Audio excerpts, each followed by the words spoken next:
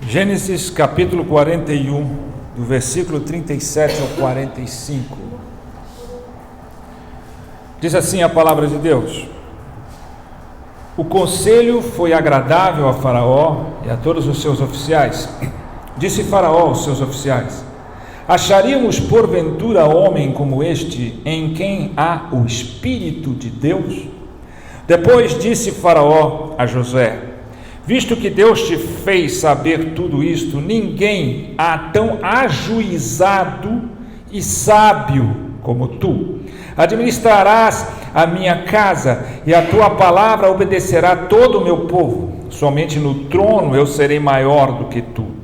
Disse mais Faraó a José: Vês que te faço autoridade sobre toda a terra do Egito. Então tirou Faraó o seu anel de sinete da mão e o pôs na mão de José. Fê-lo vestir roupas de linho fino e lhe pôs ao pescoço um colar de ouro. E fê-lo subir ao seu segundo carro, e clamavam diante dele: Inclinai-vos. Desse modo o constituiu sobre toda a terra do Egito. Disse ainda Faraó a José: Eu sou Faraó, contudo sem a tua ordem ninguém levantará mão ou pé em toda a terra do Egito. E a José chamou Faraó de Zafenate-Paneia, e lhe deu por mulher a Asenate, filha de Potífera, sacerdote de On, e percorreu José toda a terra do Egito. Amém. Vamos orar. Abre o teu coração, ore, feche os teus olhos de fato e peça a Deus que encha o teu coração. Ó Deus, obrigado pela leitura da tua palavra, a leitura do teu evangelho. E nós queremos agora, eu quero pedir ao Senhor que derrame do teu Espírito sobre todos nós, de modo que possa abrir não só a nossa mente, mas principalmente o nosso coração, para receber com poder o teu evangelho em nossas vidas, para de fato sermos iluminados, sairmos daqui iluminados, mas ao mesmo tempo transformados, impactados pelo poder do teu Espírito. Não queremos ser apenas conhecedores, teóricos da tua palavra, queremos ser praticantes, queremos ser de fato pessoas que vivem sustentados e dirigidos pelo teu Espírito e pela tua palavra. Fala, Senhor, ministra poderosamente sobre nossas vidas nessa manhã, em nome de Jesus. Amém. Aleluia. Não é a primeira vez, nem deve ser a última, que eu prego sobre essa passagem, e aí, esses dias eu estive pensando muito em falar sobre isso, falar de algo que é importante para todos nós, falar de sucesso. Todos nós devemos almejar sucesso na vida. Ninguém de nós deve apenas se acomodar a uma vida. E que o sucesso não é algo antibíblico. Não. Nós também buscamos sucesso na vida. Sucesso é ter êxito naquilo que nós fazemos. Sucesso, na verdade, é a soma de todas as nossas conquistas, porque muitas vezes as pessoas não entendem o que é sucesso, o que é um homem e uma mulher de sucesso. O que significa isso? Será que é só êxito profissional, material, ou ela engloba todas as coisas, a soma de todas as conquistas em harmonia? E aí também nós podemos discutir as fontes de sucesso na vida. Será que o sucesso que o mundo te dá, nas oportunidades que o mundo te oferece, se identifica com o sucesso que vem de Deus? Há uma diferença nisso, e nós entendemos isso na prática. São perguntas que muitas vezes nós devemos fazer, como por exemplo, quem são os modelos de sucesso para essa nova geração? Às vezes eu me ponho a pensar e refletir e vejo tantas pessoas tendo como referência de sucesso as pessoas do mundo, que são guiadas, que são direcionadas, que são estimuladas por aquilo que o mundo dá, e não aquelas de sucesso que são de fato guiadas, direcionadas por aquilo que Deus dá. Chega a ser intrigante e preocupante ver no seio da igreja, de maneira geral, quantos jovens se identificam, se espelham em pessoas que conquistam o seu sucesso no mundo, em qualquer área da arte, do esporte, dos negócios, das finanças, sem atentar qual é o exemplo real de sucesso. E aí a gente se pergunta: será que na Bíblia nós encontramos modelos de sucesso pelos quais nós possamos nos referenciar, nos espelhar? Será que nós precisamos espelhar naqueles que estão no mundo, porque a Bíblia não tem modelo de sucesso, porque a Bíblia não fala de sucesso? Ou será que nós não estamos entendendo e recebendo o Evangelho devidamente em toda a sua proporcionalidade? Sim, nós temos modelos de sucesso bíblicos e devíamos seguir estes modelos. Devíamos seguir estes modelos. Não são poucos os modelos de sucesso que encontramos na palavra de Deus. E por que insistimos em escolher modelos, exemplos do mundo e não exemplos de Deus? Porque talvez vivamos algo terrível nos últimos tempos. O Evangelho deixou de ser a nossa referência. O Evangelho deixou de ser a parte mais importante das nossas vidas. Não estamos recebendo de fato o Evangelho com o seu poder de mudar as nossas vidas e de nos fazer alcançar patamares muito maiores de nossa existência, a começar aqui, na temporalidade existencial. Hoje os cultos estão cheios de eventos, os cultos estão cheios de coisas, de entretenimentos, mas o Evangelho puro, genuíno, não está sendo pregado. Parece que outras coisas têm o poder de aliviar, de acariciar o ego das pessoas, mas é o poder do Evangelho que muda e transforma as pessoas. É a palavra de Deus, o poder de sua palavra que gera fé e que gera mudança em nossa vida, de fato. E nós precisamos aprender isso, nós precisamos nos atentar para isso. Outra coisa que precisamos nos perguntar é: as circunstâncias são um obstáculo para o sucesso? Será que as circunstâncias que eu vivo, ou as dificuldades que eu tenho, elas são um obstáculo, aquilo que obstrui a capacidade de eu alcançar o sucesso? Ou elas podem se tornar uma ponte para ele? Quais são as minhas limitações? O que limita a minha capacidade de alcançar um patamar maior de vida? Será que a Bíblia nos ensina a entender e ver e referenciar pessoas que saem de um patamar e alcançam um patamar enorme, impensável de vida? Será que só na internet nós podemos ver pessoas que saem do nada e começam a ter sucesso e ser bem-sucedidos na vida? Ou a Bíblia nos ensina isso o tempo todo? Ou será que nós perdemos o foco, perdemos a direção? As circunstâncias, eu tenho falado muito isso, não fazem o homem. Ninguém é feito por circunstância. Ninguém é elaborado por circunstância. Ninguém é determinado por circunstância. Porque se o for, está errado. As circunstâncias não fazem o homem.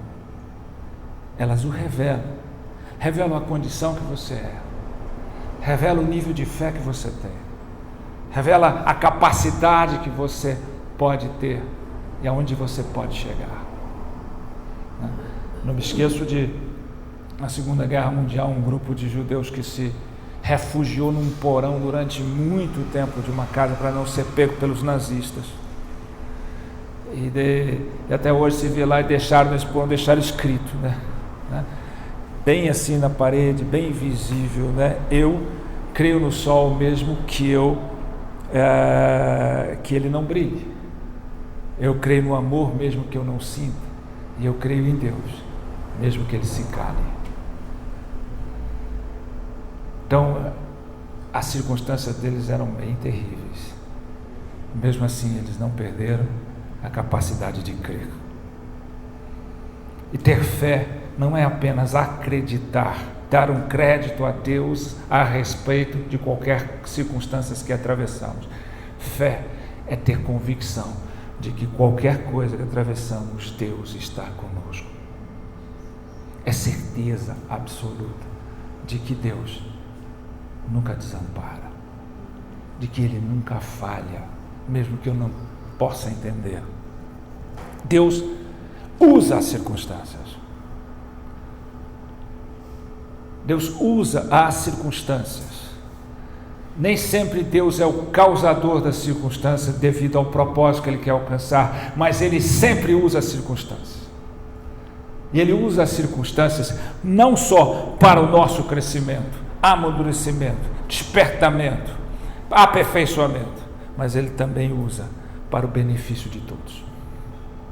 Então, quando você tem o sucesso que vem do mundo, ele é para seu benefício. Mas quando você tem o sucesso que vem de Deus, ele é para o benefício de todos. Essa é uma diferença gritante e inegável e inquestionável. Então nós vemos um texto que fala de José, o grande José do Egito, o homem que foi usado por Deus poderosamente, o penúltimo filho de Jacó, aquele que era tratado pelos irmãos como sonhador, aquele que era o preferido do pai, porque era o único filho vivo daquele que ele amava mais que Raquel. Pois Benjamim, ao nascer, a mãe morre. Benjamim, o mais novo. Daquele pelo qual o pai dera uma túnica toda colorida, destacada, mostrando, evidenciando erroneamente a preferência dele pelo filho. Ninguém pode destacar isso como coisa boa, gerando uma inveja enorme dos irmãos. Aquele que sonhava que a lua, a estrela e o sol e as estrelas iriam dobrar-se para ele, que os 12 feixes iriam se dobrar para ele, gerando ainda mais ódio e inveja dos irmãos. Mas José tinha 17 anos, ainda era uma pessoa inexperiente que sonhara sonhos de Deus, mas não entendia o que Deus estava dando para ele. Não tinha capacidade para lidar com aquilo que Deus estava dando para ele. Ele precisava amadurecer, crescer, entender. E aí seus irmãos vêm, e quando ele vai de novo, a ocupação maior de José era vigiar os irmãos para o pai. O pai mandava ele ir lá para vigiar e dar o relatório se eles estavam trabalhando direito, se eles estavam fazendo direito. E uma dessas ele vai atrás, os irmãos decidem matá-lo. Jogam ele numa cisterna, mas um dos irmãos decide que não vamos fazer isso não, vamos tirá-lo, vão vender, passa uma caravana de escravos, eles vendem ele como escravo.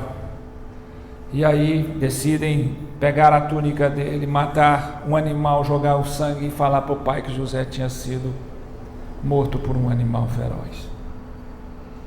José vai parar e ser vendido em Potifar, na casa de um oficial do reino do Egito, a maior nação na época, a nação mais poderosa na época. E ali ele trabalha, e ali ele fica como servo do Egito, mas a palavra de Deus diz que Deus prosperava José. Deus abençoava José. José administrou a casa tão bem, a casa de Potifar, que Potifar colocou ele como uma espécie de gerente geral de sua casa. E ele começou a administrar e fazer com que Potifar e sua casa prosperasse, porque Deus prospera os seus.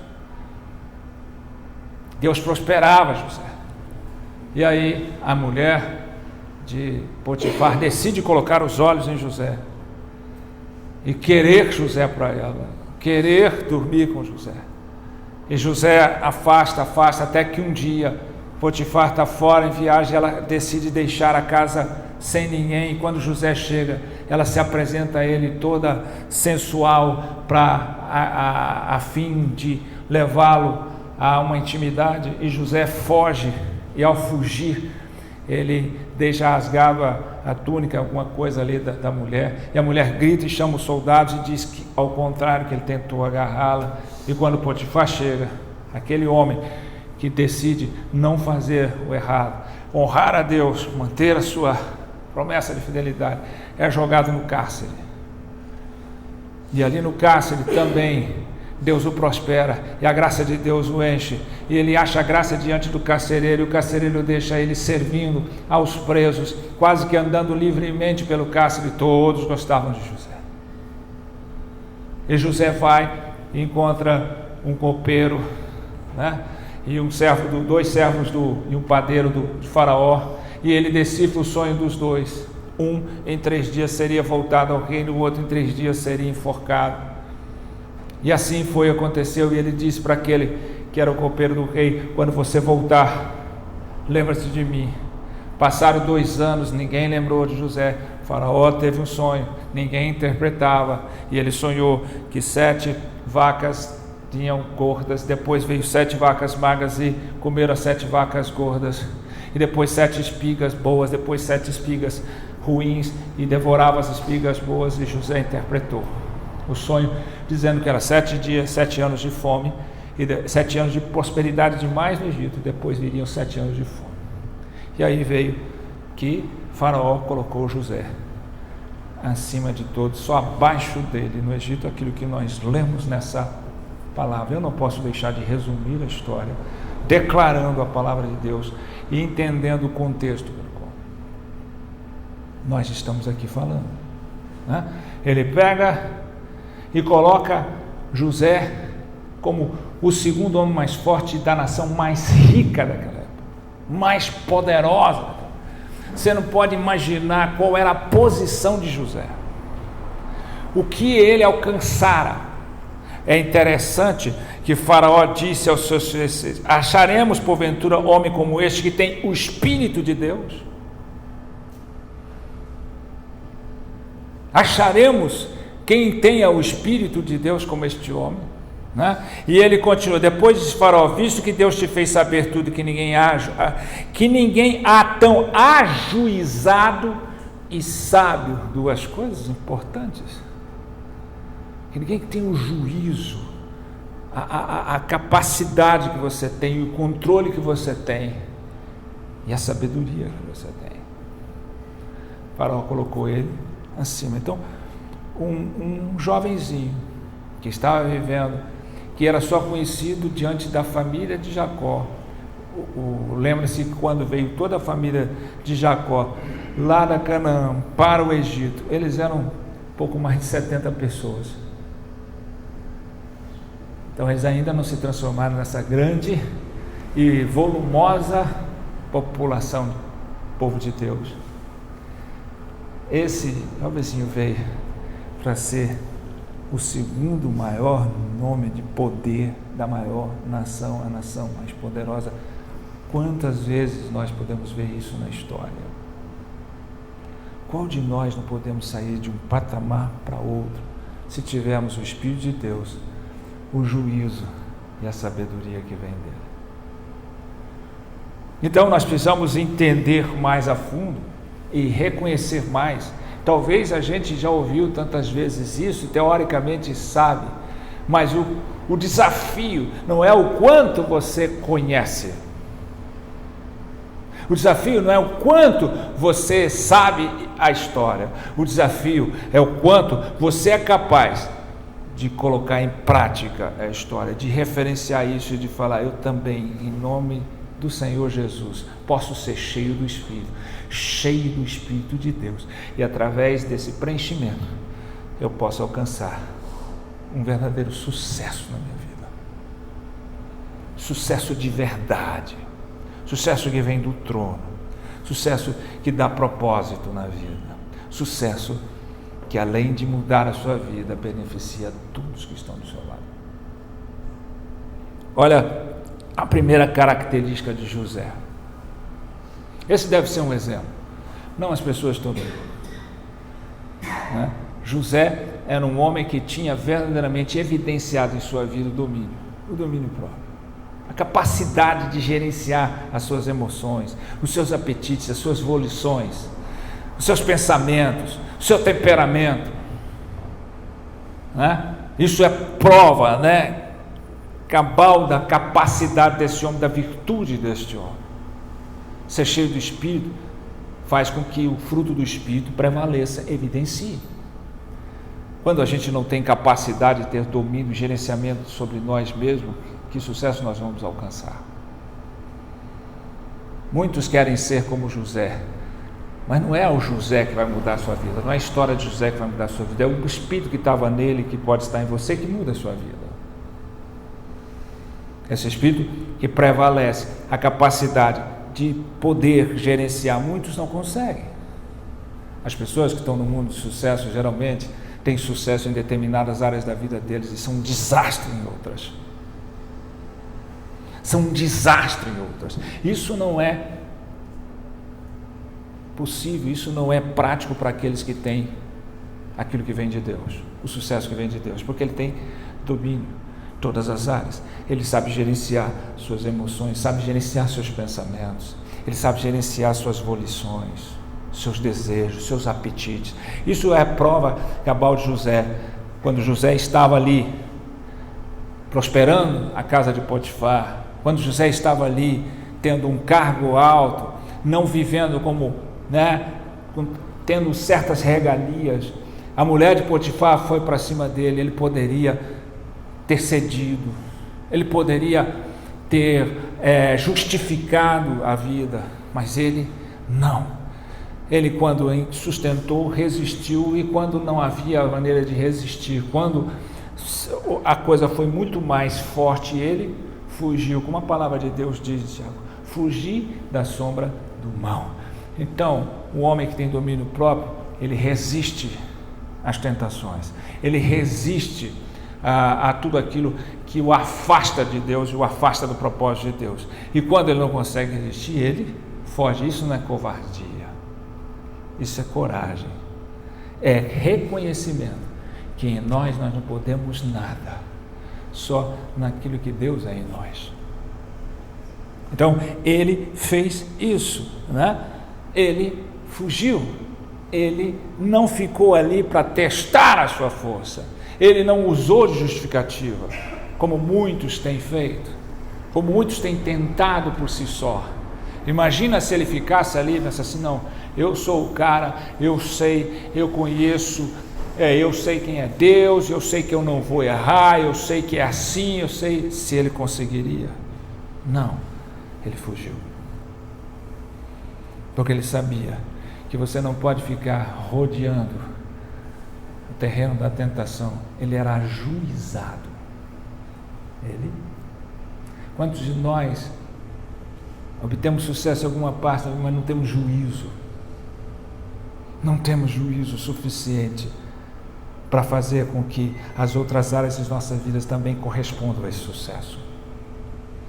O sucesso que vem de Deus abrange todas as áreas da nossa vida, né? Na hora da gente reagir às circunstâncias, sejam elas boas ou ruins, é que a integridade de nossas vidas é posta à prova, é colocada à prova. Você não percebe um cristão de verdade pelas ações que ele comete externamente, você percebe pelas reações que ele tem em detrimento de cada área de sua vida. Seja a circunstância boa, seja a circunstância ruim. Tem gente que não sabe reagir à circunstância boa, ele se perde. Ele começa a se achar, ele começa a se encher de orgulho, de vaidade, de autossuficiência. E tem gente que não consegue se reagir a circunstâncias ruins, ele começa a se perder, desesperar. Desespero é sofrimento sem propósito. Sejam as circunstâncias boas ou ruins, se nós estamos em Cristo, sempre teremos um propósito na vida. Sempre teremos um propósito. Então, essa é a primeira característica. O homem que sabe gerenciar suas emoções, ele sabe reagir nas horas boas, nas horas ruins. Ele pode dizer, como o apóstolo Paulo disse: tive fartura, tive escassez, tive falta, tive muito, aprendi a contentar-me em toda e qualquer situação. Por isso posso todas as coisas naquele que me fortalece. Filipenses 4, de 10 ao 13. Outra característica de José: ele realmente era um homem de fé. Nós falamos de fé, dizemos que temos fé, mas poucos de nós andamos por fé. Poucos de nós andamos por fé. José demonstrou a sua fé diante das provações, quando ele foi lançado no cárcere. Ele continuou mantendo a sua serenidade, a sua confiança, coisa que muito poucos de nós conseguem. Quando as circunstâncias batem, a gente perde a serenidade e a gente começa a duvidar de Deus. A gente começa a buscar alternativas de todas as formas, a gente começa a criar um monte de situações. Mas José, ali no cárcere, manteve a serenidade, a confiança. Isso é um homem de fé.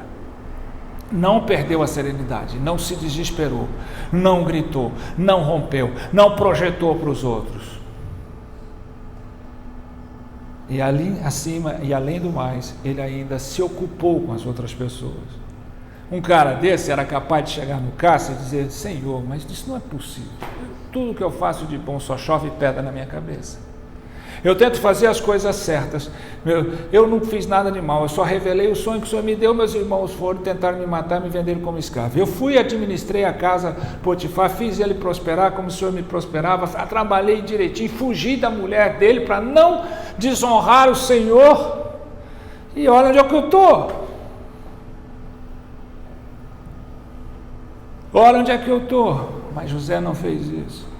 Eu não vou fazer nada, eu vou ficar aqui, o Senhor me dê sossego, eu não vou me ocupar com ninguém. Para que eu vou preocupar com os outros? Basta a minha dor, basta o meu sofrimento, basta as coisas que eu estou passando. Não, ele manteve a serenidade e a confiança e andava por sobre aquele cárcere todo e se ocupava em ajudar os outros, tanto que o carcereiro falou: dois teve sonhos, vai lá e interpreta os sonhos do cara.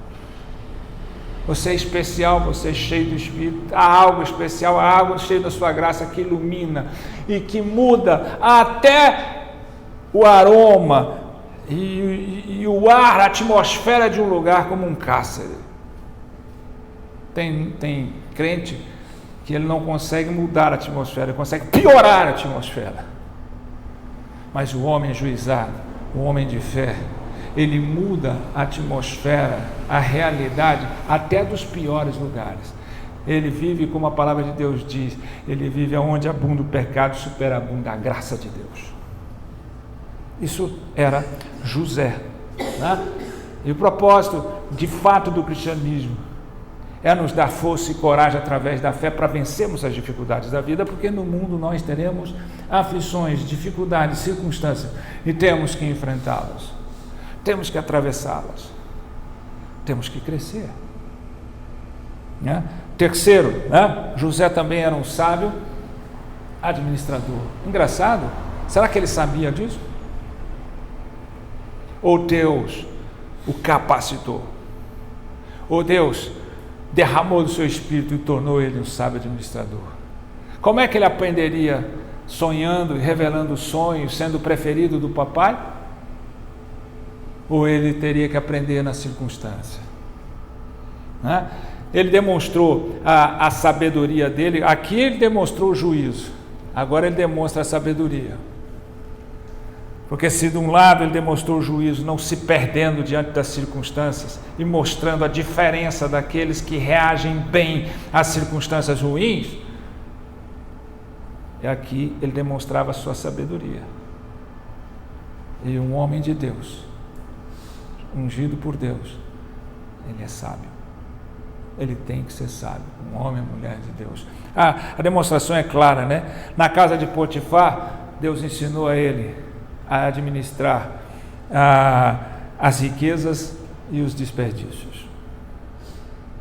Portanto, ele não só fazia Potifar enriquecer, como ele reduzia os desperdícios da vida de Potifar, ou ele soube gerenciar bem a vida daquele servo de Faraó, daquele oficial de Faraó. Então ele soube aprender a administrar as riquezas e os desperdícios.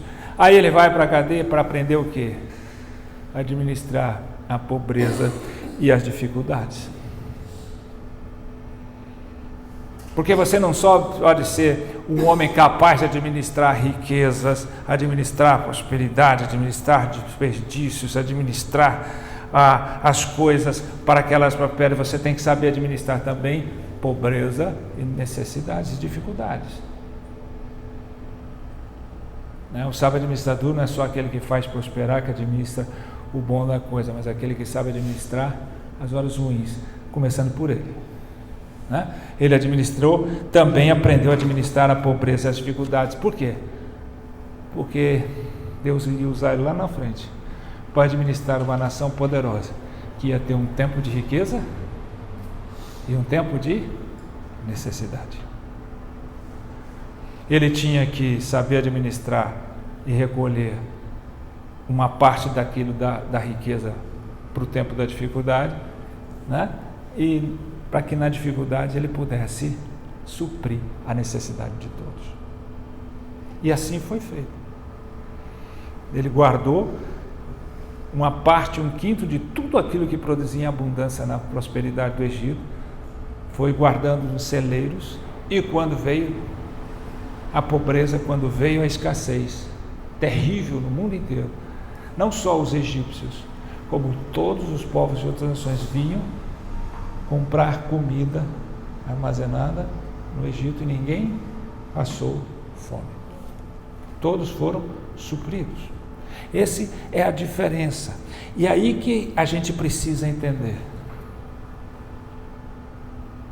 Quando a gente olha para José, olha para Abraão, olha para Moisés, olha para os personagens bíblicos, olha para Davi, olha para Salomão, a gente tem a ideia de olhar para uma pessoa bem-sucedida, mas na verdade nenhum deles é a referência total do grande administrador, o grande mestre, o grande administrador, o maior e poderoso administrador não é nem outro, a não ser o Espírito Santo de Deus.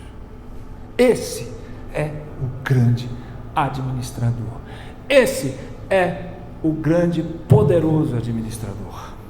Todo homem de sucesso, que é de Deus, tem que ser cheio do Espírito, tem que clamar. Todos os acontecimentos bíblicos em que Paulo, Pedro, você percebe que lá no Pentecostes eles foram cheios, e aí mais tarde Pedro está andando com João, e a palavra de Deus fala, eles cheios do Espírito, mas já estavam. Estevão estava lá sendo apedrejado, e a palavra de Deus diz, ele cheio do Espírito. Era todas as vezes que a Bíblia diz, Paulo cheio do Espírito, sempre o Espírito está nos enchendo. Por isso Paulo diz, quando eu sou fraco é que eu sou forte, porque o poder de Deus se aperfeiçoa na fraqueza. Então eu estou vazio para encher do Espírito. Então esse é o melhor e mais eficaz administrador, e a igreja não usa esse poder. Nós usamos muito pouco esse poder, nos referenciamos muito nas técnicas, nos métodos que o mundo faz, ao invés de usar o poder mais eficaz que existe, que é o poder do Espírito de Deus. Você pode perceber que o mundo, o discurso do mundo é o seguinte: uns ganham e os outros perdem, uns sobem, os outros descem, uns levantam, os outros caem, ou seja, uns poucos vão ganhar e os outros vão perder. O mundo é dos mais capacitados, mais espertos, melhores, mais apropriados. E aí vem toda essa gama de coisas que as pessoas vão buscando aprender. Mas a Bíblia diz diferente. Se o mundo diz isso, ungido pelo Espírito Santo diz: um ganha e todos são beneficiados. Uns ganham e beneficiam todos. Deus não dá o Espírito para que só você ganhe. Deus não dá o Espírito para que só você levante enquanto outros estão caindo. Deus dá o Espírito para aqueles que vão levantar e vão beneficiar todos em sua volta. É assim que Deus age. Essa é a diferença. Essa é a diferença. Então aquele que ganha sucesso no mundo ganha para ele. Aquele que ganha o sucesso de Deus ganha para todos.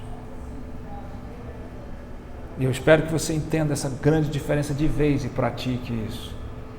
Deus não vai te encher do Espírito para afagar o seu ego, para que você viaje para todo mundo e mostre o quanto Deus tem dado para você prosperidade, para que você compre as coisas do mundo e saia mostrando para todo mundo o quanto Deus te dá coisa, mas é para que você possa fazer que muitos à sua volta, ou todos à sua volta, sejam beneficiados. A grande diferença do sucesso que vem de Deus é demonstrada também na vida de José, como é demonstrada na vida daquele que é cheio do Espírito, daquele que até o faraó sabe, diz: ninguém tem um cheio do Espírito como esse. O mundo sabe a diferença. Ninguém é tão ajuizado e sabe como ele. Olha a grande diferença. José, o que ele faz? Mesmo alcançando, quando ele ajeita com seus irmãos e traz o povo dele para se beneficiar do seu conquista, quando ele deveria renegar aquele povo que tentou matá-lo, mas ele não via a maldade e não perdoar, porque ele entendia, porque Deus fez tudo aquilo para que ele alcançasse onde ele está. Há um propósito de Deus. José pede a eles dizendo: quando eu morrer, leve os meus ossos para a terra da promessa, a Canaã. Por que José insistiu tanto para que os ossos dele foram levados para a terra da promessa? Porque o coração de José, apesar de José ter conquistado tudo, ganhado tudo no Egito, não estava no Egito. O Egito, tipologicamente falando, tipifica o mundo.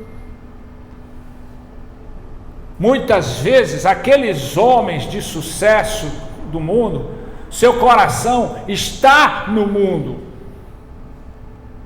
Mas o homem de sucesso de Deus, o coração dele não está no mundo, está nas promessas de Deus. Não fica no terreno da temporalidade, mas fica no terreno da eternidade. Vai além. Então, essa é a primeira grande diferença. Tem gente dentro da igreja obtendo sucesso e dizendo que vem de Deus, que o coração dele cada dia mais está apegado ao mundo. Cada dia mais o coração dele está apegado ao mundo. Se eu tiver sucesso, eu posso conquistar coisas boas, comprar coisas boas, viajar, fazer isso. Pode, não tem nada errado. O errado está em você dizer que isso é o significado do seu sucesso e você colocar publicamente o quanto Deus está te dando sucesso. Fica aí colocando nas internet o tempo todo: estou para cá, estou para lá, estou para lá, estou para cá, estou para cá, mostrando, revelando, mostrando publicamente o sucesso de Deus. Isso tem que ter cuidado.